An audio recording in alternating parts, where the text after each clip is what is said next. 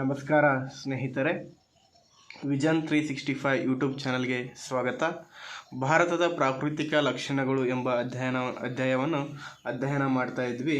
ಅದರಲ್ಲಿ ಎತ್ತರದ ಪರ್ವತಗಳು ಅಥವಾ ಉತ್ತರದ ಪರ್ವತಗಳು ಮತ್ತು ಉತ್ತರದ ಮಹಾಮೈದಾನವನ್ನು ಈಗಾಗಲೇ ಅಧ್ಯಯನ ಮಾಡಿದ್ವಿ. ಇದರಲ್ಲಿ ಮೂರನೇ ಭಾಗ ಯಾವುದು ಅಂತಂತಂದರೆ ದಕ್ಕನ್ ಪ್ರಸ್ಥಭೂಮಿ ಅಂತ ಹೇಳಿ. ದಕ್ಕನ್ ಪ್ರಸ್ಥಭೂಮಿ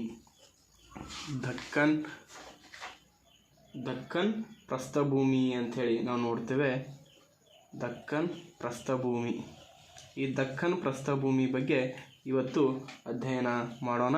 ಡೆಕ್ಕನ್ ಟ್ರ್ಯಾಪ್ ಅಂತ ಏನು ಕರಿತೀವಲ್ಲ, ಅದು ದಕ್ಕನ್ ಪ್ರಸ್ಥಭೂಮಿ ಅಂಥೇಳಿ. ಈ ಎಲ್ಲ ಭಾಗವನ್ನು ನಾವೇನಂತ ಕರಿತೀವಿ ಅಂತಂತಂದರೆ, ಎಲ್ಲ ಈ ಕಡೆ ಇರುವಂಥ ಭಾಗವನ್ನು ನಾವೇನಂತ ಕರಿತೀವಿ, ದಕ್ಕನ್ ಪ್ರಸ್ಥಭೂಮಿ ಅಂಥೇಳಿ ನಾವು ಕರಿತೀವಿ. ಆ ದಕ್ಕನ್ ಪ್ರಸ್ಥಭೂಮಿಯಲ್ಲಿ ಏನೇನು ಕಂಡು ಬರ್ತಾವು ಅಂತಂದರೆ ಅರಾವಳಿ ಪರ್ವತ, ವಿಂಧ್ಯ ಪರ್ವತ, ಸಾತ್ಪುರ ಶ್ರೇಣಿಗಳು, ಅಜಂತಾ ಪರ್ವತ, ಪಶ್ಚಿಮ ಘಟ್ಟಗಳು, ನೀಲಗಿರಿ ಬೆಟ್ಟ, ಪೂರ್ವ ಘಟ್ಟಗಳು, ಅಗಸ್ತ್ಯ ಮಲೆ, ಮಹಾದೇವ ಬೆಟ್ಟ, ಹೀಗೆ ಅನೇಕ ಬೆಟ್ಟಗಳು ಮತ್ತು ನದಿಗಳು ಈ ಒಂದು ದಕ್ಕನ್ ಪ್ರಸ್ಥಭೂಮಿಯಲ್ಲಿ ಕಂಡು ಬರ್ತವು. ಮೊದಲನೇದಾಗಿ ನಾವು ಅರಾವಳಿ ಬೆಟ್ಟವನ್ನು ಅಧ್ಯಯನ ಮಾಡೋಣ.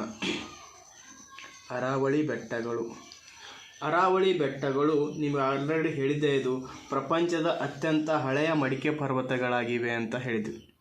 ಅತ್ಯಂತ ಹಳೆಯ ಮಡಿಕೆ ಪರ್ವತಗಳು ಯಾವುವು ಅಂತಂತಂದರೆ ಅರಾವಳಿ ಬೆಟ್ಟಗಳು. ನೆನಪಿಟ್ಕೊಳ್ಳಿ, ಅರಾವಳಿ ಬೆಟ್ಟಗಳು ಜಗತ್ತಿನ ಅತ್ಯಂತ ಹಳೆಯ ಮಡಿಕೆ ಪರ್ವತಗಳು ಅಂತ ಹೇಳಿ ನೋಡ್ತೀವಿ. ಅತ್ಯಂತ ಹಳೆಯ ಮಡಿಕೆ ಪರ್ವತಗಳು 1 ಪಾಯಿಂಟ್. ಅತ್ಯಂತ ಹಳೆಯ ಮಡಿಕೆ ಪರ್ವತಗಳು ಯಾವುವು ಅಂತಂತಂದರೆ ಅರಾವಳಿ ಬೆಟ್ಟಗಳು ಅಂಥೇಳಿ ನೋಡ್ತೀವಿ. ಅದಾದ ನಂತರ ಈ ಅರಾವಳಿ ಬೆಟ್ಟಗಳು ಎಷ್ಟು ರಾಜ್ಯಗಳಲ್ಲಿ ಹಂಚಿಕೆಯಾಗಿದೆ ಅಂತಂದರೆ 4 ರಾಜ್ಯಗಳಲ್ಲಿ ಹಂಚಿಕೆಯಾಗಿದೆ. 4 ರಾಜ್ಯಗಳು. ಯಾವ್ಯಾವ ರಾಜ್ಯಗಳು ಅಂತಂತಂದ್ರೆ ನೋಡಿದಾಗ ಗುಜರಾತ್, ರಾಜಸ್ಥಾನ, ಹರಿಯಾಣ ಮತ್ತು ದೆಹಲಿ. 4 ರಾಜ್ಯಗಳಲ್ಲಿ ಗುಜರಾತದಿಂದ ದೆಹಲಿವರೆಗೆ ಎಷ್ಟು ರಾಜ್ಯಗಳಲ್ಲಿ ಹಂಚಿಕೆಯಾಗಿದೆ ಅಂತಂದರೆ 4 ರಾಜ್ಯಗಳಲ್ಲಿ ಹಂಚಿಕೆಯಾಗಿದ್ದು, ಇವುಗಳ ಉದ್ದ ಎಷ್ಟು ಅಂತಂದ್ರೆ 815 ಕಿಲೋಮೀಟರ್. ಇವ್ರ ಉದ್ದ ಎಷ್ಟಿದೆ ಅಂತಂತಂದರೆ 815 ಕಿಲೋಮೀಟರ್ ಉದ್ದವಾಗಿದೆ. 4 ರಾಜ್ಯಗಳಲ್ಲಿ. ಯಾವ್ಯಾವ ರಾಜ್ಯಗಳಲ್ಲಿ? ಗುಜರಾತ, ರಾಜಸ್ಥಾನ, ಹರಿಯಾಣ ಮತ್ತು ದೆಹಲಿ ಅಂತ ಹೇಳಿ ನೋಡ್ತೀವಿ. ಗುಜರಾತದಿಂದ ದೆಹಲಿವರೆಗೆ 815 ಕಿಲೋಮೀಟರ್ ಉದ್ದವಾಗಿವೆ ಅಂತ ಹೇಳಿ ನೋಡ್ತೀವಿ. ಯಾವ? ಅರಾವಳಿ ಬೆಟ್ಟಗಳು ಅಂತ ಹೇಳಿ ನೋಡ್ತೀವಿ. ಇಲ್ಲಿ ಒಂದು ಶಿಖರ ಕಂಡು ಬರ್ತದ. ಯಾವ ಶಿಖರ ಅಂತ ನೋಡಿದಾಗ ಗುರು ಶಿಖರ ಅಂತೇಳಿ ಕಂಡು ಬರ್ತದೆ. ಯಾವ ಶಿಖರ? ಗುರು ಶಿಖರ ಅಂತೇಳಿ ನಾವು ನೋಡ್ತೀವಿ. ಇದು 1722 ಮೀಟರ್ 1722 ಮೀಟರ್ ಎತ್ತರವಾಗಿದ್ದು, ಇಡೀ ಅರಾವಳಿ ಬೆಟ್ಟಗಳಲ್ಲಿಯೇ ಅತ್ಯಂತ ಎತ್ತರವಾದಂಥ ಒಂದು ಶಿಖರ ಗುರು ಶಿಖರ. ಅರಾವಳಿ ಬೆಟ್ಟಗಳಲ್ಲಿ ಅತ್ಯಂತ ಎತ್ತರವಾದಂಥ ಶಿಖರ ಯಾವುದು ಅಂತಂತಂದರೆ ಗುರು ಶಿಖರ ಅಂಥೇಳಿ ನಾವು ನೋಡ್ತೇವೆ. ಹಾಗೆ ಇದೇ ಅರಾವಳಿ ಬೆಟ್ಟಗಳಲ್ಲಿ ಒಂದು ಸುಂದರವಾದಂತಹ ಗಿರಿಧಾಮ ಕಂಡುಬರುತ್ತೆ. ಆ ಸುಂದರವಾದ ಗಿರಿಧಾಮ ಯಾವುದು ಅಂತಂತಂದರೆ ಮೌಂಟ್ ಅಬು ಅಂತ ಹೇಳಿ ನೋಡ್ತೀವಿ. ಏನು? ಪಶ್ಚಿಮ ಭಾರತದ ಗಿರಿಧಾಮಗಳ ರಾಣಿ. ಇದು ಪೂರ್ವ, ಇದು ಪಶ್ಚಿಮ ಅಲ್ಲ. ಪಶ್ಚಿಮ ಭಾರತದ ಗಿರಿಧಾಮಗಳ ರಾಣಿ ಎಂದು ಕರೆಯಲ್ಪಡುವಂತಹ ಮೌಂಟ್ ಅಬು ಎಲ್ಲಿ ಕಂಡು ಬರ್ತದ ಅಂತಂದ್ರೆ ಅರಾವಳಿ ಬೆಟ್ಟಗಳಲ್ಲಿ ಕಂಡು ಬರ್ತದ. ಈ ಒಂದು ಮೌಂಟ್ ಅಬುವನ್ನು ಜೈನರ ಶ್ವೇತಾಂಬರ ಕಾಶಿ ಅಂತೇಳಿ ಕರೀತಾರೆ. ಏನಂತ ಕರೀತಾರೆ? ಜೈನರ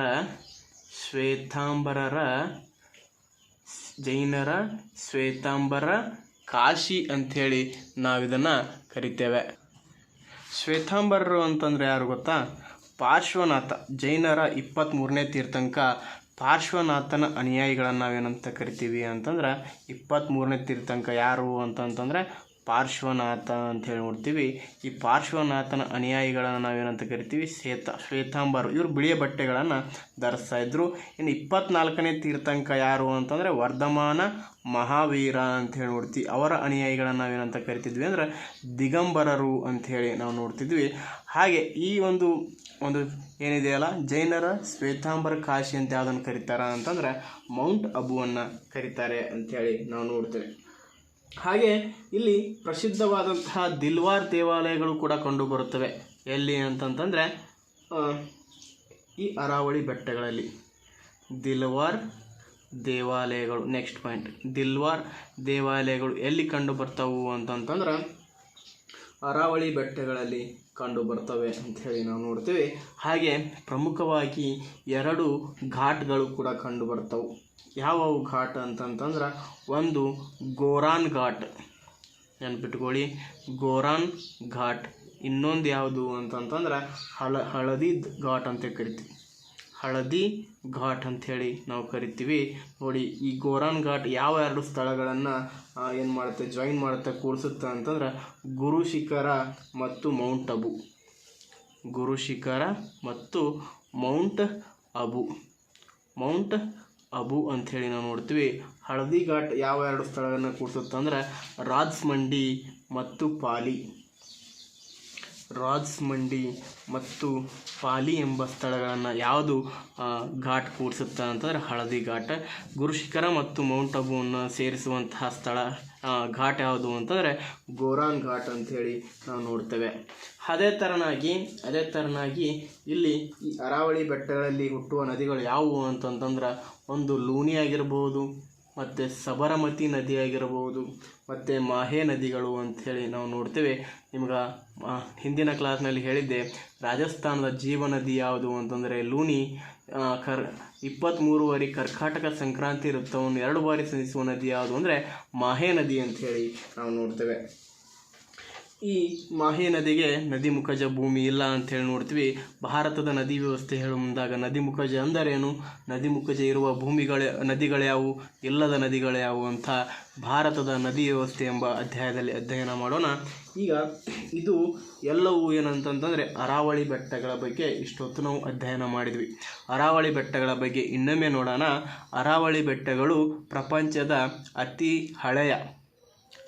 ಹಳೆಯ ಮಡಿಕೆ ಪರ್ವತಗಳಾಗಿವೆ. ಇವುಗಳು 4 ರಾಜ್ಯಗಳಲ್ಲಿ ಹಂಚಿಕೆಯಾಗಿವೆ. ಗುಜರಾತ್, ರಾಜಸ್ಥಾನ, ಹರಿಯಾಣ, ದೆಹಲಿ ರಾಜ್ಯಗಳಲ್ಲಿ ಈ ರಾಜ್ಯಗಳಲ್ಲಿ ಹಂಚಿಕೆಯಾಗಿದ್ದು ಗುಜರಾತದಿಂದ ದೆಹಲಿವರೆಗೆ 815 ಕಿಲೋಮೀಟರ್ ಉದ್ದವಾಗಿವೆ. ಹಾಗಾದರೆ ಈ ಒಂದು ಅರಾವಳಿ ಬೆಟ್ಟಗಳಲ್ಲಿ ಕಂಡುಬರುವಂಥ ಅತಿ ಎತ್ತರದ ಶಿಖರ ಯಾವುದು ಅಂತಂದರೆ ಗುರು ಶಿಖರ ಅಂಥೇಳಿ ನೋಡ್ತೀವಿ. 1722 ಮೀಟರ್ ಎತ್ತರವಾಗಿದೆ ಅಂಥೇಳಿ ನೋಡ್ತೀವಿ. ಹಾಗೆ ಇಲ್ಲಿ ನಮ್ಮ ಪಶ್ಚಿಮ ಭಾರತದ ಗಿರಿಧಾಮಗಳ ರಾಣಿ ಎನಿಸಲ್ಪಟ್ಟಿರುವಂತಹ ಮೌಂಟ್ ಅಬು ಕೂಡ ಕಂಡುಬರುತ್ತೆ. ಇದನ್ನು ನಾವು ಜೈನರ ಶ್ವೇತಾಂಬರರ ಕಾಶಿ ಅಂಥೇಳಿ ಕೂಡ ಕರಿತೀವಿ. ಪ್ರಸಿದ್ಧವಾದಂತಹ ದಿಲ್ವಾರ್ ದೇವಾಲಯಗಳು ಕೂಡ ಈ ಒಂದು ಅರಾವಳಿ ಬೆಟ್ಟಗಳಲ್ಲಿ ಕಂಡುಬರ್ತವೆ. ಹಾಗೆ 2 ಘಾಟ್ಗಳು ಕಂಡುಬರ್ತವೆ. ಪ್ರಮುಖವಾಗಿ ಒಂದು ಗೋರಾನ್ ಘಾಟ್ ಅಂಥೇಳಿ ನೋಡ್ತೀವಿ. ಈ 2 ಸ್ಥಳಗಳನ್ನು ಕೂಡಿಸುತ್ತೆ. ಯಾವ್ಯಾವ ಸ್ಥಳಗಳು ಅಂದರೆ ಒಂದು ಗುರುಶಿಖರ ಮತ್ತು ಮೌಂಟ್ ಅಬು ಅಂಥೇಳಿ ನೋಡಿದರೆ, ಇನ್ನು ಹಳದಿ ಘಾಟ್ ರಾಜ್ಮಂಡಿ ಮತ್ತು ಪಾಲಿ ಎಂಬ ಸ್ಥಳಗಳನ್ನು ಸೇರಿಸುತ್ತದೆ ಅಂಥೇಳಿ ನಾವು ನೋಡ್ತೀವಿ. ಈ ಅರಾವಳಿ ಬೆಟ್ಟಗಳಲ್ಲಿ ಹುಟ್ಟುವಂಥ ನದಿಗಳು ಲೂನಿ, ಸಬರಮತಿ, ಮಾಹೆ ಅಂಥೇಳಿ ನಾವು ನೋಡ್ತೀವಿ. ಲೂನಿ ರಾಜಸ್ಥಾನದ ಜೀವ ನದಿಯಾಗಿದೆ. ಮಾಹೆ 23 ಬಾರಿ ಕರ್ಕಾಟಕ ಸಂಕ್ರಾಂತಿ ವೃತ್ತವನ್ನು 2 ಬಾರಿ ಸಂಧಿಸುತ್ತದೆ ಅಂಥೇಳಿ ನಾವು ನೋಡ್ತೇವೆ. ಓಕೆ, ಇದು ಅರಾವಳಿ ಬೆಟ್ಟಗಳು ಅಂಥೇಳಿ ನಾವು ಅಧ್ಯಯನ ಮಾಡಿದ್ವಿ. ಈಗ ಮಾಳ್ವ ಪ್ರಸ್ಥಭೂಮಿ ಅಂಥೇಳಿ ನೋಡೋಣ. ಮಾಳ್ವ ಪ್ರಸ್ಥಭೂಮಿ ಅಂಥೇಳಿ, ಮಾಳ್ವ ಪ್ರಸ್ಥಭೂಮಿ ಎಲ್ಲಿದೆ? ಇಲ್ಲಿ ವಿಂಧ್ಯ ಪರ್ವತಗಳಿವೆ. ಈ ಒಂದು ಅರಾವಳಿ ಬೆಟ್ಟ ಹಾಗೂ ವಿಂಧ್ಯ ಪರ್ವತಗಳ ಮಧ್ಯದಲ್ಲಿ ಇರುವಂಥದ್ದು ಯಾವುದಪ್ಪ ಅಂತಂದ್ರೆ ಮಾಳ್ವ ಪ್ರಸ್ಥಭೂಮಿ ಅಂಥೇಳಿ ನಾವು ನೋಡ್ತೇವೆ. ಯಾವುದು? ಮಾಳ್ವ ಪ್ರಸ್ಥಭೂಮಿ. ಮಾಳ್ವ ಪ್ರಸ್ಥಭೂಮಿಯನ್ನು ನಾವು ಏನಂತ ಕರಿತೀವಿ ಅಂತಂದ್ರೆ ಹಸಿರು ಪ್ರಸ್ಥಭೂಮಿ ಅಂತೇಳಿ ಕರಿತೀವಿ. ನೆನ್ಪಿಟ್ಕೊಳ್ಳಿ, ಯಾವ ಪ್ರಸ್ಥಭೂಮಿ? ಹಸಿರು ಪ್ರಸ್ಥಭೂಮಿ. ಈ ಒಂದು ಸ್ಥಳ, ಈ ಒಂದು ಪ್ರದೇಶವನ್ನು ನಾವೇನಂತ ಕರಿತೀವಿ ಅಂತಂದರೆ ಹಸಿರು ಪ್ರಸ್ಥಭೂಮಿ ಅಂಥೇಳಿ ಕರಿತೀವಿ. ಯಾಕೆ ಅಂತಂತಂದ್ರೆ ಇಲ್ಲಿ 3 ಜೈವಿಕ ಸಂರಕ್ಷಣಾ ತಾಣಗಳದಾವು, 11 ರಾಷ್ಟ್ರೀಯ ಉದ್ಯಾನವನಗಳಿವೆ. 3 ಏನದಾವು? ಜೈವಿಕ ಸಂರಕ್ಷಣಾ ತಾಣಗಳಿದ್ದು 11 ರಾಷ್ಟ್ರೀಯ ಉದ್ಯಾನವನಗಳು ಇಲ್ಲಿ ಕಂಡು ಬರ್ತಾವು ಅಂಥೇಳಿ ನಾವು ನೋಡ್ತೀವಿ. ಪಾಚುಮರಿ, ಅಮರಕಂಟಕ, ಪಣ್ಣ ಎಂಬ 3 ಜೈವಿಕ ಸಂರಕ್ಷಣಾ ತಾಣಗಳು ಇಲ್ಲಿ ಕಂಡುಬರ್ತವೆ. ಯಾವ್ಯಾವು? ಪಾಚುಮರಿ, ಅಮರಕಂಟಕ ಮತ್ತು ಪಣ್ಣ. ಇವುಗಳು ಮಧ್ಯಪ್ರದೇಶದಲ್ಲಿ ಅದು ಯಾವ ರಾಜ್ಯದಾಗ ಕಂಡು ಬರ್ತಾವೆ ಅಂತಂದ್ರೆ ಮಧ್ಯಪ್ರದೇಶದಲ್ಲಿ ಕಂಡು ಬರ್ತಾವು ಅಂತೇಳಿ ನೋಡ್ತೀವಿ. ಇಲ್ಲಿ ಯಾವ ಮಣ್ಣು ಅತಿ ಹೆಚ್ಚು ಕಂಡು ಬರ್ತದೆ? ಮಾಳವ ಪ್ರಸ್ಥಭೂಮಿಯಲ್ಲಿ ಅತಿ ಹೆಚ್ಚು ಕಂಡು ಬರುವಂತಹ ಮಣ್ಣು ಯಾವುದು ಅಂತಂದ್ರೆ ಕಪ್ಪು ಮಣ್ಣು. ನೆನಪಿಟ್ಕೊಳ್ಳಿ, ಯಾವ ಮಣ್ಣು? ಕಪ್ಪು ಮಣ್ಣು ಅಂಥೇಳಿ ನಾವು ನೋಡ್ತೀವಿ. ಹಾಗಾದರೆ ಈ ಒಂದು ಮಧ್ಯಪ್ರದೇಶದ ಕಣ್ಣೀರು ನದಿ ಅಂಥೇಳಿ ಬರುತ್ತೆ ಯಾವುದು ಅಂತಂದರೆ ಚಂಬಲ್ ನದಿ ಅಂಥೇಳಿ ನಾವು ನೋಡ್ತೇವೆ. ಇದನ್ನು ಭಾರತದ ನದಿ ವ್ಯವಸ್ಥೆ ಹೇಳಿದಾಗ ಯಾವ ರಾಜ್ಯದ ಕಣ್ಣೀರು ನದಿ ಯಾವುದು ಅಂಥೇಳಿ ಅಧ್ಯಯನ ಮಾಡೋಣ. ಈಗ ನೆನಪಿಟ್ಕೊಳ್ಳಿ ಇಷ್ಟೇ, ಮಧ್ಯಪ್ರದೇಶದ ಕಣ್ಣೀರು ನದಿ ಯಾವುದು ಅಂದರೆ ಚಂಬಲ್ ನದಿ ಅಂತ ಹೇಳಿ ನೋಡ್ತೀವಿ. ಇಲ್ಲಿ ನೋಡಿ, ರಾಜಸ್ಥಾನದಲ್ಲಿ ಮಧ್ಯಪ್ರದೇಶದಲ್ಲಿ ಎಷ್ಟು 11 ರಾಷ್ಟ್ರೀಯ ಉದ್ಯಾನವನಗಳಿದ್ದು ಅತಿ ಹೆಚ್ಚು ರಾಷ್ಟ್ರೀಯ ಉದ್ಯಾನವನಗಳನ್ನು ಹೊಂದಿದಂಥ ರಾಜ್ಯ ಯಾವುದು ಅಂತಂದ್ರೆ ಮಧ್ಯಪ್ರದೇಶ. ನೆನಪಿಟ್ಕೊಳ್ಳಿ, ಮಧ್ಯಪ್ರದೇಶ ಅಂಥೇಳಿ ನಾವು ನೋಡ್ತೇವೆ. ಏನಂತ ನೋಡ್ತೀವಿ? ಮಧ್ಯಪ್ರದೇಶ. ನೋಡಿ, ಮಾಳವ ಪ್ರಸ್ಥಭೂಮಿಯನ್ನು ಹಸಿರು ಪ್ರಸ್ಥಭೂಮಿ ಅಂಥೇಳಿ ಕರಿತೀವಿ. ಏನಂತ ಕರಿತೀವಿ? ಹಸಿರು ಪ್ರಸ್ಥಭೂಮಿ ಅಂಥೇಳಿ ಕರಿತೀವಿ. 3 ಜೈವಿಕ ಸಂರಕ್ಷಣಾ ತಾಣಗಳದವು, 11 ರಾಷ್ಟ್ರೀಯ ಉದ್ಯಾನವನಗಳದವು ಎಲ್ಲಿ? ಮಧ್ಯಪ್ರದೇಶದಲ್ಲಿ. ಆದ್ದರಿಂದ ಅತಿ ಹೆಚ್ಚು ರಾಷ್ಟ್ರೀಯ ಉದ್ಯಾನವನಗಳನ್ನು ಹೊಂದಿರುವಂತಹ ರಾಜ್ಯ ಯಾವುದು ಅಂದರೆ ಮಧ್ಯಪ್ರದೇಶ. ಪಾಚುಮರಿ, ಅಮರಕಂಟಕ, ಪಣ್ಣ ಎಂಬ ಜೈವಿಕ ಸಂರಕ್ಷಣಾ ತಾಣಗಳವು. ಮಾಳವ ಪ್ರಸ್ಥಭೂಮಿಯಲ್ಲಿ ಅತಿ ಹೆಚ್ಚು ಕಂಡುಬರುವಂಥ ಮಣ್ಣು ಯಾವುದು ಅಂತಂದರೆ ಕಪ್ಪು ಮಣ್ಣು ಅಂಥೇಳಿ ನಾವು ನೋಡ್ತೇವೆ. ಈಗ ನಾವು ಅರಾವಳಿ ಬೆಟ್ಟಗಳ ಬಗ್ಗೆ ಅಧ್ಯಯನ ಮಾಡಿದ್ವಿ, ಮಾಳವ ಪ್ರಸ್ಥಭೂಮಿಯ ಬಗ್ಗೆ ಅಧ್ಯಯನ ಮಾಡಿದ್ವಿ. ಈಗ ವಿಂಧ್ಯ ಪರ್ವತಗಳು ಅಂತ ಅಧ್ಯಯನ ಮಾಡೋಣ. ಇವು ವಿಂಧ್ಯ ಪರ್ವತಗಳು. ಇವರ ಕೆಳಗಡೆ ಇರುವಂತಹ ಪರ್ವತಗಳು ಯಾವುವು ಅಂತಂದರೆ ಸಾತ್ಪುರ ಪರ್ವತಗಳು ಅಂತೇಳಿ, ಸಾತ್ಪುರ ಶ್ರೇಣಿ ಅಂಥೇಳಿ ಕರಿತೀವಿ. ಇದು ಯಾವುದು ಅಂತಂತಂದರೆ ವಿಂಧ್ಯ ಪರ್ವತ. ಯಾವುದು? ವಿಂಧ್ಯ ಪರ್ವತ. ಇಲ್ಲಿ ಇದು ಯಾವುದು ಅಂತಂದರೆ ಸಾತ್ಪುರ ಶ್ರೇಣಿಗಳು ಅಂಥೇಳಿ ನಾವು ನೋಡ್ತೀವಿ. ಸಾತ್ಪುರ ಶ್ರೇಣಿಗಳು ಅಥವಾ ಸಾತ್ಪುರ ಪರ್ವತಗಳು ಅಂಥೇಳಿ ನಾವು ನೋಡ್ತೀವಿ. ಇವೆರಡು ಅದಾವಲ್ಲ, ಇವು ಸ್ತರಭಂಗ ಜನಿತ ಪರ್ವತಗಳು. ನೆನಪಿಟ್ಕೊಳ್ಳಿ, ಒಂದು ಕುಸಿದು ಒಂದು ಉಳಿಯೋದು. ಇವು ಒಂದು ಪರ್ವತಗಳು ಅಂದ್ಕೊಂಡಾಗ ಒಂದು ಏನಾಗಿರ್ಬೇಕು? ಒಂದು ಸ್ತರ ಕುಸಿದು ಒಂದು ಹುಟ್ಟಿರ್ಬೇಕು, ಅಂದರೆ ಜನಿತವಾಗಿರ್ಬೇಕು. ಅಂಥ ಒಂದು ಪರ್ವತವನ್ನು ನಾವೇನಂತ ಕರಿತೀವಿ ಅಂತಂದರೆ ಸ್ತರಭಂಗ ಜನಿತ ಪರ್ವತಗಳು. ಇದು ಪರ್ವತಗಳ ಶ್ರೇಣಿ ಅಂದ್ಕೊಂಡಾಗ, ಈ ಒಂದು ಪರ್ವತ ಕುಸಿದು ಒಂದು ಪರ್ವತ ಶ್ರೇಣಿ ಉಳಿದಿದ್ದಂದ ನಾವೇನಂತ ಕರಿತೀವಿ ಅಂತಂದರೆ ಸ್ತರಭಂಗ ಜನಿತ ಪರ್ವತಗಳು ಅಂಥೇಳಿ ಕರಿತೀವಿ. ಅಂತಹ ಪರ್ವತಗಳು ಯಾವುವು ಅಂತಂತಂದರೆ ವಿಂಧ್ಯ ಪರ್ವತ ಹಾಗೂ ಸಾತ್ಪುರ ಶ್ರೇಣಿಗಳು ಅಂಥೇಳಿ ನಾವು ನೋಡ್ತೇವೆ. ಸಾತ್ಪುರ ಶ್ರೇಣಿಗಳು ಅಂಥೇಳಿ ನಾವು ನೋಡ್ತೀವಿ. ಈ ವಿಂಧ್ಯ ಪರ್ವತ ಇದೆಯಲ್ಲ, ಈ ವಿಂಧ್ಯ ಪರ್ವತಗಳು ಅಂತೇನು ಕರಿತೀವಿ.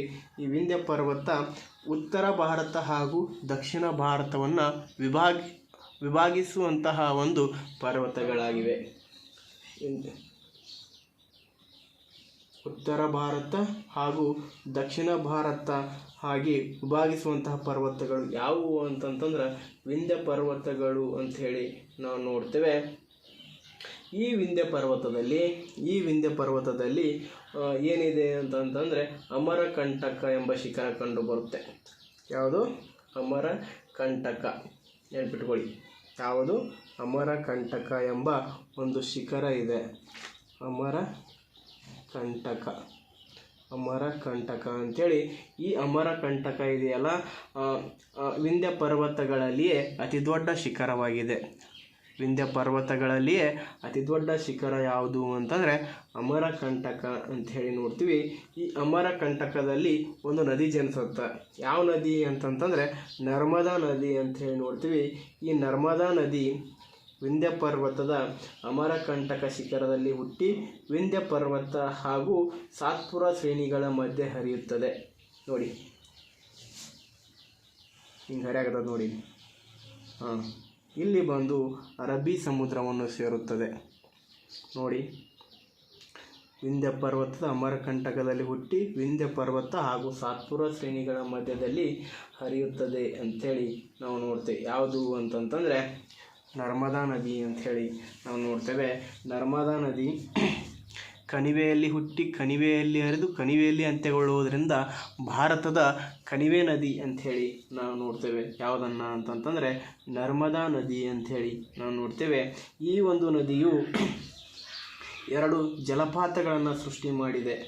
ಯಾವುವು ಜಲಪಾತ ಅಂತಂತಂದ್ರೆ ಒಂದು ಜಲಪಾತ ಯಾವುದು ಅಂತಂತಂದ್ರೆ ಕಪಿಲಧಾರೆ ಅಂಥೇಳಿ ನಾವು ನೋಡ್ತೀವಿ. ಇದು ಯಾವ ನದಿ? ಇದು ನರ್ಮದಾ ನದಿ. ನೆನಪಿಟ್ಕೊಳ್ಳಿ, ನರ್ಮದಾ ನದಿ.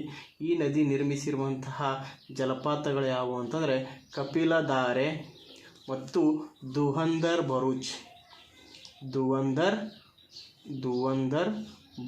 ಅಂಥೇಳಿ ನಾವು ನೋಡ್ತೀವಿ. ಧುವಂಧರ್ ಬರೂಚ್ ಅಂಥೇಳಿ ನಾವು ನೋಡ್ತೇವೆ. 2 ಏನಪ್ಪ ಅಂತಂದ್ರೆ ಜಲಪಾತಗಳು ಅಂಥೇಳಿ ನಾವು ನೋಡ್ತೇವೆ. ಈ ಒಂದು ನರ್ಮದಾ ನದಿಗೆ ಅಡ್ಡಲಾಗಿ ಸರ್ದಾರ್ ಸರೋವರ ಅಣೆಕಟ್ಟನ್ನು ನಿರ್ಮಿಸಲಾಗಿದೆ. ಯಾವ ಅಣೆಕಟ್ಟು? ಸರ್ದಾರ್ ಸರೋವರ ಅಣೆಕಟ್ಟು. ಸರ್ದಾರ್ ಸರೋವರ ಅಣೆಕಟ್ಟನ್ನು ನಿರ್ಮಿಸಲಾಗಿದೆ ಅಂಥೇಳಿ ನಾವು ನೋಡ್ತೇವೆ. ಯಾವುದು? ಇಲ್ಲಿ ನರ್ಮದಾ ನದಿಗೆ ಅಡ್ಡಲಾಗಿ. ಹಾಗೂ ಅತಿ ಹೆಚ್ಚು ಚಿಕ್ಕ ಅಣೆಕಟ್ಟುಗಳನ್ನು ಯಾವ ನದಿಗೆ ನಿರ್ಮಿಸಲಾಗಿದೆ ಅಂತಂತಂದರೆ ನರ್ಮದಾ ನದಿಗೆ ನಿರ್ಮಿಸಲಾಗಿದೆ. ಅತಿ ಹೆಚ್ಚು ಚಿಕ್ಕ ಅಣೆಕಟ್ಟುಗಳನ್ನು ಯಾವ ನದಿಗೆ ನಿರ್ಮಿಸಲಾಗಿದೆ ಅಂತಂತಂದರೆ ನರ್ಮದಾ ನದಿಗೆ ಅಡ್ಡಲಾಗಿ ನಿರ್ಮಿಸಲಾಗಿದೆ ಅಂತ ಹೇಳಿ ನೋಡ್ತೀವಿ.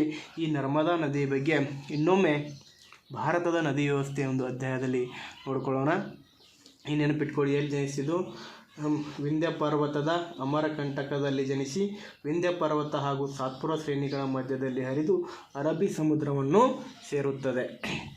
ಈ ನದಿಯು ಕಣಿವೆಯಲ್ಲಿ ಹುಟ್ಟಿ ಕಣಿವೆಯಲ್ಲಿ ಹರಿದು ಕಣಿವೆಯಲ್ಲಿ ಅಂತ್ಯಗೊಳ್ಳುವುದರಿಂದ ಏನಾಗಿದೆ? ಭಾರತದ ಕಣಿವೆ ನದಿ ಅಂಥೇಳಿ ನೋಡ್ತೀವಿ. ಈ ನರ್ಮದಾ ನದಿ ಭಾರತವನ್ನು ಉತ್ತರ ಭಾರತ ಹಾಗೂ ದಕ್ಷಿಣ ಭಾರತವನ್ನಾಗಿ ವಿಭಾಗಿಸುವಂತಹ ನದಿಯಾಗಿದೆ ಅಂಥೇಳಿ ನೋಡ್ತೀವಿ.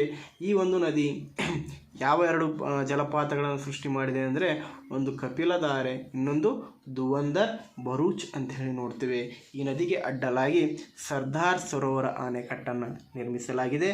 ಹಾಗೂ ಅತಿ ಹೆಚ್ಚು ಚಿಕ್ಕ ಅಣೆಕಟ್ಟುಗಳನ್ನು ಏನು ಮಾಡಲಾಗಿದೆ ಅಂತಂತಂದರೆ ನಿರ್ಮಿಸಲಾಗಿದೆ ಅಂಥೇಳಿ ನಾವು ನೋಡ್ತೀವಿ. ಹಾಗಾದರೆ ಕೆಳಗಿರುವಂಥ ಇನ್ನೊಂದು ಸ್ತರಭಂಗ ಜನಿತ ಪರ್ವತ ಯಾವುದು ಅಂತಂತಂದ್ರೆ ಸಾತ್ಪುರ ಶ್ರೇಣಿ ಪರ್ವತಗಳು ಅಂಥೇಳಿ ನಾವು ನೋಡ್ತೀವಿ. ಆ ಸಾತ್ಪುರ ಶ್ರೇಣಿಗಳಲ್ಲಿ ಒಂದು ಶಿಖರ ಕಂಡು ಬರುತ್ತೆ. ಆ ಶಿಖರ ಯಾವುದು ಅಂತಂತಂದರೆ ಧೂಪ್ಗರ್ ಅಂಥೇಳಿ ನೋಡ್ತೀವಿ. ಯಾವುದು? ಧೂಪ್ಗರ್ ಎಂಬಂತಹ ಒಂದು ಶಿಖರ. ಇದು ಸಾತ್ಪುರ ಶ್ರೇಣಿಗಳಲ್ಲಿಯೇ ಅತಿ ದೊಡ್ಡ ಶಿಖರ ಅಂಥೇಳಿ ನೋಡ್ತೀವಿ. ಅತಿ ದೊಡ್ಡ ಶಿಖರ ಎಲ್ಲಿ? ಸಾತ್ಪುರ ಶ್ರೇಣಿಗಳಲ್ಲಿ ಅತಿ ದೊಡ್ಡ ಶಿಖರ ಅಂಥೇಳಿ ನೋಡ್ತೀವಿ. ಇಲ್ಲಿ ಸಾತ್ಪುರ ಶ್ರೇಣಿಗಳಲ್ಲಿ ಅಂಥೇಳಿ ನೋಡ್ತೇವೆ.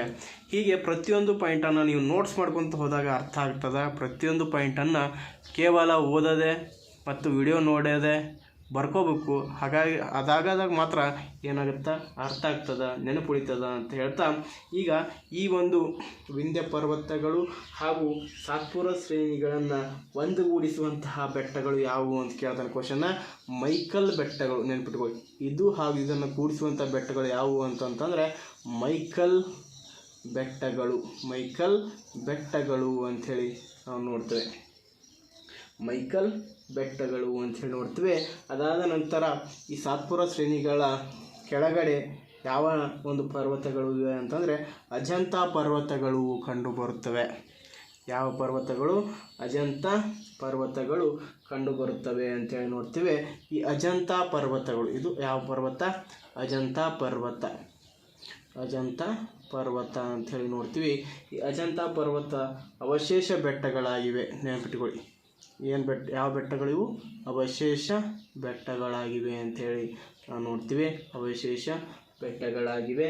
ಹಾಗೆ ಈ ಒಂದು ತಪತಿ ನದಿ ಏನು ಮಾಡುತ್ತೆ ಅಂತ ಹೇಳಿದರೆ, ತಪತಿ ನದಿ, ಈ ಒಂದು ನದಿಯು ಎಲ್ಲಿ ಯಾವ ಶ್ರೇಣಿಗಳ ಮಧ್ಯದಲ್ಲಿ ಹರಿತದ ಅಂತಂತ ತಪತಿ ನದಿ ಯಾವ 2 ಶ್ರೇಣಿಗಳ ಮಧ್ಯದಲ್ಲಿ? ಸಾತ್ಪುರ ಹಾಗೂ ಅಜಂತಾ ಬೆಟ್ಟಗಳ ನಡುವೆ ಹರಿಯುತ್ತದೆ. ನೋಡಿ, ನೆನಪಿಟ್ಕೊಳ್ಳಿ. ಇಲ್ಲಿ ಹರಿತದ ನದಿ. ಇದು ಕೂಡ ಮಧ್ಯಪ್ರದೇಶದಲ್ಲಿಯೇ ಜನಿಸುತ್ತದೆ. ಯಾವ ನದಿ ಅಂತಂತಂದರೆ ಈ ಒಂದು ತಪತಿ ನದಿ ಅಥವಾ ತಾಪಿ ನದಿ ಅಂಥೇಳಿ ಕರೀತಾರೆ. ಯಾವುದು? ತಪತಿ ನದಿ ಅಥವಾ ತಾಪಿ ನದಿ ಅಂತ ಕರೆಯಲ್ಪಡುವಂತಹ ನದಿ ಯಾವುದು ಅಂತಂತಂದರೆ ಈ ಒಂದು ತಪತಿ ನದಿ. ಎಲ್ಲಿ ಹೊಂಟೈತೆ ಇದು? ಮಧ್ಯಪ್ರದೇಶದ ಮುಲ್ತಾ ಎಂಬಲ್ಲಿ ಜನಿಸಿ ಈ ಒಂದು ಸಾತ್ಪುರ ಶ್ರೇಣಿಗಳು ಹಾಗೂ ಅಜಂತಾ ಬೆಟ್ಟಗಳ ಮಧ್ಯದಲ್ಲಿ ಹರಿದು ಏನನ್ನು ಸೇರುತ್ತೆ? ಅರಬ್ಬಿ ಸಮುದ್ರವನ್ನು ಸೇರ್ತದ ಅಂತೇಳಿ ನಾವು ನೋಡ್ತೀವಿ. ಈ ಒಂದು ತಪತಿ ನದಿ ಅಥವಾ ತಾಪಿ ನದಿಯನ್ನು ನಾವೇನಂತ ಕರಿತೀವಿ ಅಂತಂದ್ರೆ ಸೂರ್ಯನ ಮಗಳು ಎನ್ನುತ್ತಾರೆ. ಏನಂತ ಕರೀತಾರೆ? ಸೂರ್ಯನ ಮಗಳು ಎಂದು ಕರೆಯುವರು. ಯಾವ ನದಿಯನ್ನು ಅಂತಂದ್ರೆ ತಪತಿ ಅಥವಾ ಏನಂತ ತಾಪಿ ನದಿ ಅಂಥೇಳಿ ಬರ್ತಲ್ಲ, ಇದನ್ನು ಸೂರ್ಯನ ಮಗಳು ಅಂಥೇಳಿ ಕರೀತಾರೆ. ಈ ಒಂದು ಏನಪ್ಪ ಅಂತಂತಂದ್ರೆ ತಪತಿ ನದಿ ಹಾಗೂ ನರ್ಮದಾ ನದಿಗಳನ್ನು ದಕ್ಷಿಣ ಭಾರತದ ಅಕ್ಕ ತಂಗಿ ನದಿಗಳು ಅಂಥೇಳಿ ಕರೀತಾರೆ. ಯಾವ್ಯಾವು? ಒಂದು ನರ್ಮದಾ, ಇನ್ನೊಂದು ಯಾವುದು ಅಂತಂತಂದ್ರೆ ತಾಪಿ ನದಿ ಅಂಥೇಳಿ ನೋಡ್ತೀವಿ. ಇವನ್ನ ನಾವೇನಂತ ಕರಿತೀವಿ ಅಂತಂದ್ರೆ ದಕ್ಷಿಣ ಭಾರತದ ಅಕ್ಕ ತಂಗಿ ನದಿಗಳು ಅಂಥೇಳಿ ನಾವು ನೋಡ್ತೇವೆ. ಈ ಒಂದು ತಪತಿ ನದಿಗೆ ಅಡ್ಡಲಾಗಿ ಯಾವ ಒಂದು ಆಣೆಕಟ್ಟನ್ನು ನಿರ್ಮಿಸಲಾಗಿದೆ ಅಂತಂದರೆ ಕಕ್ರಪಾರ. ನೆನಪಿಟ್ಕೊಳ್ಳಿ, ಕಕ್ರಪಾರ ಎಂಬ ಆಣೆಕಟ್ಟನ್ನು ನಿರ್ಮಿಸಲಾಗಿದೆ ಅಂಥೇಳಿ ನಾವು ನೋಡ್ತೇವೆ. ಯಾವ ಆಣೆಕಟ್ಟು ಅಂತಂತಂದರೆ ಕಕ್ರಪಾರ ಎಂಬ ಆಣೆಕಟ್ಟನ್ನು ನಾವೇನು ಮಾಡಲಾಗಿದೆ? ನಿರ್ಮಿಸಲಾಗಿದೆ ಅಂಥೇಳಿ ನಾವು ನೋಡ್ತೇವೆ. ಇದೇ ಒಂದು ದಕ್ಕನ್ ಪ್ರಸ್ಥಭೂಮಿಯಲ್ಲಿ ನೆನಪಿಟ್ಕೊಳ್ಳಿ ಯಾವ ಬೆಟ್ಟಗಳು? ಅಗಸ್ತ್ಯಮಲೆ ಮತ್ತು ಮಹಾದೇವ ಬೆಟ್ಟಗಳು ಮತ್ತು ರಾಜಮಹಲ್ ಬೆಟ್ಟಗಳು ಕೂಡ ಕಂಡು ಬರ್ತವು. ಈಗ ನೋಡಿ, ಮಹಾದೇವ ಬೆಟ್ಟಗಳು ಎಲ್ಲಿವೆ ಅಂತಂದರೆ ಇಲ್ಲಿವೆ ನೋಡಿ, ಮಹಾದೇವ ಬೆಟ್ಟ. ಮತ್ತು ಇನ್ನೊಂದು ಯಾವ ಬೆಟ್ಟ ಅಂತಂತಂದರೆ ರಾಜಮಹಲ್ ಬೆಟ್ಟ ಅಂತೇಳಿ ಕಂಡು ಬರುತ್ತೆ. ಇದು ಮಹಾದೇವ ಬೆಟ್ಟ. ಇದು ಯಾವ ಬೆಟ್ಟ ಅಂತಂತಂದರೆ ಮಹಾದೇವ ಬೆಟ್ಟ. ಇದು ಯಾವುದು ಅಂತಂದರೆ ರಾಜಮಹಲ್ ಬೆಟ್ಟ ಅಂಥೇಳಿ ನಾವು ನೋಡ್ತೀವಿ. ಅವುಗಳ ಮಧ್ಯದಲ್ಲಿ ಒಂದು ಪ್ರಸ್ಥಭೂಮಿ ಕಂಡು ಬರುತ್ತೆ. ಇದು ಪ್ರಸ್ಥಭೂಮಿ. ಯಾವ ಪ್ರಸ್ಥಭೂಮಿ ಅಂತಂದರೆ ಇದು ಛೋಟಾ ನಾಗ್ಪುರ್ ಪ್ರಸ್ಥಭೂಮಿ ಅಂಥೇಳಿ ಕರಿತೀವಿ. ಏನಂತ ಕರಿತೀವಿ? ಛೋಟಾ ನಾಗ್ಪುರ್ ಪ್ರಸ್ಥಭೂಮಿ ಅಂಥೇಳಿ ನಾವು ಕರಿತೀವಿ. ಯಾವುದನ್ನು ಅಂತಂದರೆ ಈ ರಾಜಮಹಲ್ ಹಾಗೂ ಇದು ಯಾವುದಿದು? ರಾಜಮಹಲ್ ಬೆಟ್ಟ. ಇದು ಯಾವುದು ಅಂತಂತಂದರೆ ಮಹಾದೇವ ಬೆಟ್ಟ ಅಂಥೇಳಿ ನಾವು ಕರಿತೀವಿ. ಮಹಾದೇವ ಬೆಟ್ಟ ಅಂಥೇಳಿ ನಾವು ಕರಿತೀವಿ. ಎರಡರ ಮಧ್ಯದಲ್ಲಿ ಛೋಟಾ ನಾಗ್ಪುರ್ ಪ್ರಸ್ಥಭೂಮಿ ಕಂಡು ಬರುತ್ತೆ. ಇದನ್ನು ಭಾರತದ ಖನಿಜ ಸಂಪನ್ಮೂಲಗಳ ಬಟ್ಟಲು ಅಂತ ಕರೀತಾರೆ. ಭಾರತದ ಖನಿಜ ಸಂಪನ್ಮೂಲಗಳ ಬಟ್ಟಲು ಅಥವಾ ಭಾರತದ ರೂರ್ ಅಂತ ಕರೀತಾರೆ. ಯಾವುದನ್ನು ಅಂತಂದ್ರೆ ಈ ಒಂದು ಛೋಟಾ ನಾಗ್ಪುರ್ ಪ್ರಸ್ಥಭೂಮಿಯನ್ನು ಅಂಥೇಳಿ ನಾವು ನೋಡ್ತೀವಿ. ಯಾಕಂದರೆ ಅತಿ ಹೆಚ್ಚು ಖನಿಜ ಸಂಪನ್ಮೂಲಗಳು ಎಲ್ಲಿ ಸಿಗ್ತಾವು ಅಂತಂದ್ರೆ ಈ ಒಂದು ಛೋಟಾ ನಾಗ್ಪುರ್ ಪ್ರಸ್ಥಭೂಮಿಯಲ್ಲಿ ಕಂಡು ಬರ್ತಾವು ಅಂಥೇಳಿ ನೋಡ್ತೀವಿ. ಅದೇ ಥರನಾಗಿ ಈ ರಾಜಮಹಲ್ ಬೆಟ್ಟಗಳಲ್ಲಿ ಸಂತಾಲರು ಎಂಬ ಬುಡಕಟ್ಟು ಜನಾಂಗದವರು ಕಂಡು ಬರ್ತಾರೆ. ಯಾವ ಬುಡಕಟ್ಟು ಜನಾಂಗ? ಸಂತಾಲರು. ನೆನಪಿಟ್ಕೋಬೇಕು, ಸಂತಾಲರು ಎಂಬ ಬುಡಕಟ್ಟು ಜನಾಂಗದವರು ಕಂಡು ಬರುತ್ತಾರೆ. ಬುಡಕಟ್ಟು ಜನಾಂಗದವರು ಎಲ್ಲಿ ಕಂಡು ಬರ್ತಾರೆ ಅಂತಂತಂದ್ರೆ ಈ ಒಂದು ರಾಜಮಹಲ್ ಬೆಟ್ಟಗಳಲ್ಲಿ ಅಂತ ನೋಡ್ತೀವಿ. ಈಗ ಮುಂದಿನ ಕ್ಲಾಸ್ನಲ್ಲಿ ಪಶ್ಚಿಮ ಘಟ್ಟಗಳು ಪೂರ್ವ ಘಟ್ಟಗಳ ಬಗ್ಗೆ ಅಧ್ಯಯನ ಮಾಡೋಣ. ಅಗಸ್ತ್ಯಮಲೆ ಬೆಟ್ಟಗಳ ಬಗ್ಗೆ, ನೀಲಗಿರಿ ಬೆಟ್ಟಗಳ ಬಗ್ಗೆ ಯಾವಾಗ ಅಧ್ಯಯನ ಮಾಡೋಣ ಅಂದರೆ ನಾಳೆ ಅಧ್ಯಯನ ಮಾಡಿದರೆ ಈ ಒಂದು ದಕ್ಕನ್ ಪ್ರಸ್ಥಭೂಮಿ ಮುಕ್ತಾಯ ಆಗ್ತದೆ. ಮತ್ತು ಕರಾವಳಿ ಪ್ರದೇಶವನ್ನು ಸ್ವಲ್ಪ ಪ್ರಮಾಣದಲ್ಲಿ ನೋಡಿ ಈ ಒಂದು ಭಾರತದ ಪ್ರಾಕೃತಿಕ ಲಕ್ಷಣಗಳು ಎಂಬ ಅಧ್ಯಾಯವನ್ನು ಮುಗಿಸೋಣ. ಇಲ್ಲಿವರೆಗೆ ಎಷ್ಟು ನಾನು ಈ ಒಂದು ಪಾಯಿಂಟ್ಸನ್ನು ಕವರ್ ಮಾಡಿದ್ದೀನಿ. ನೀವು ಕ್ವಶನ್ ಪೇಪರ್ ನೋಡೋದ್ರ ಮುಖಾಂತರ ಕ್ವಶನ್ಸ್ ಆಗಿದ್ದಾವೋ ಇಲ್ಲವೋ ಅಂತ ನೀವು ಚೆಕ್ ಮಾಡ್ಕೋರಿ. ಈ ಒಂದು ಕ್ಲಾಸ್ ಇಷ್ಟ ಆಗಿದ್ದರೆ ನಿಮ್ಮ ಫ್ರೆಂಡ್ಸ್ ಜೊತೆಗೆ ಶೇರ್ ಮಾಡ್ಕೊಳ್ಳಿ. ಹಾಗೂ ಈ ಒಂದು ಯೂಟ್ಯೂಬ್ ಚಾನಲ್ಗೆ ಸಬ್ಸ್ಕ್ರೈಬ್ ಆಗಿ ಮತ್ತು ವಿಡಿಯೋ ಇಷ್ಟ ಆಗಿದ್ದರೆ ಲೈಕ್ ಮಾಡಿ ಅಂತ ಕೇಳ್ಕೊತಾ ಈ ಒಂದು ವಿಡಿಯೋವನ್ನು ಮುಗಿಸ್ತಾ ಇದ್ದೇನೆ.